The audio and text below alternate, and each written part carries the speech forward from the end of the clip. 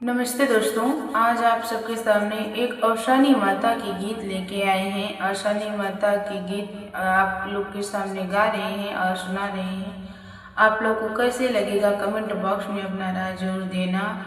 और दोस्तों, ये औशानी माता की गीत है। जब हम लोग औशानी माता की पूजा या दुर्दिया करवाते हैं तो उसमें भी गाया जाता है, उसी में गाया ही जाता है दोस्तों। और भजन के तौर पे है, इसे हम पूजा पाठ में कभी भी गा सकते हैं। और खास करके औशानी माता का पूजा हो तो उसमें भी जो है गाते हैं हम लोग। औशानी मैया का सुमिरन करते हैं, बुलाते हैं उन्हें। कैसे बुलाते हैं, आइए इस गीत के माध्यम से आप सबको सुना रहे हैं। फेरी दाना जरिया के बार है औशानी माई।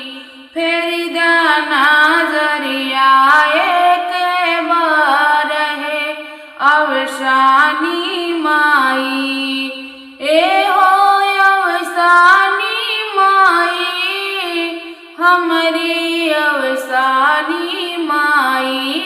ए हो औशानी माई, हमारी औशानी माई।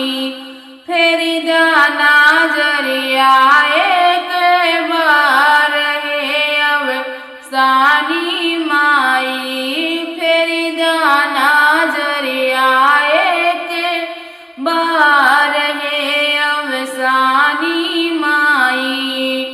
नमवा पुकारी तोरा, रहिया निहारी तोरा। नमवा पुकारी तोरा, रहिया निहारी तोरा। लिहुना खबरिया के बार है औशानी माई। लिहुना खबरिया के बार है औशानी माई। फेरी दाना जरिया के बार है औशानी माई। फेरी दाना जरिया के बार है औशानी माई। भगवा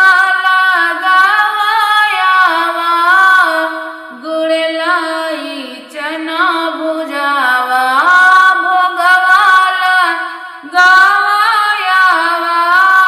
गुड़लाई चना भुजावा, तरिदा बखरिया एक बार है औशानी माई। तरिदा बखरिया एक बार है औशानी माई।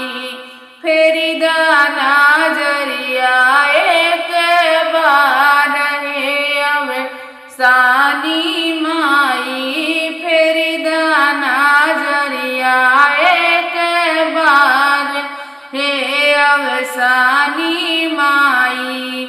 महिमा भजनिया गाई, जन जन तक पहुँचाई। महिमा भजनिया गाई, जन जन तक पहुँचाई। महिमा भजनिया गाई, जन जन तक पहुँचाई। सुनिला मायरिया एक बार है औशानी माई।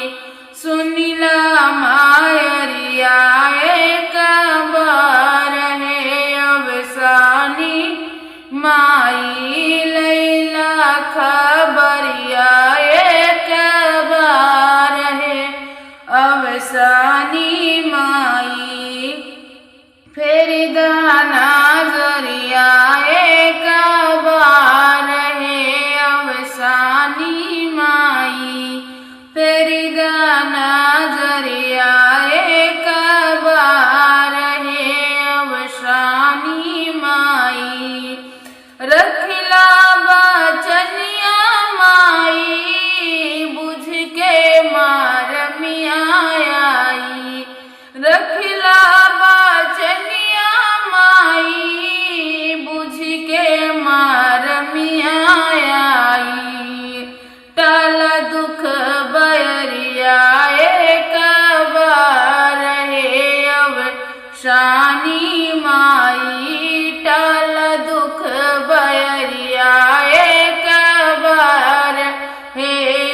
अवशानी माई फेर दाना जरियाए कबार है।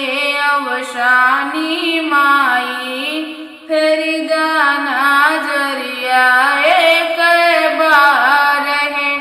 अवशानी माई हो अवशानी माई हमारी अवशानी माई हो अवशानी माई हमारी अवशानी माई फेर दाना जरियाए कबार है। अवशानी माई फेर दाना जरियाए कबार है। अवशानी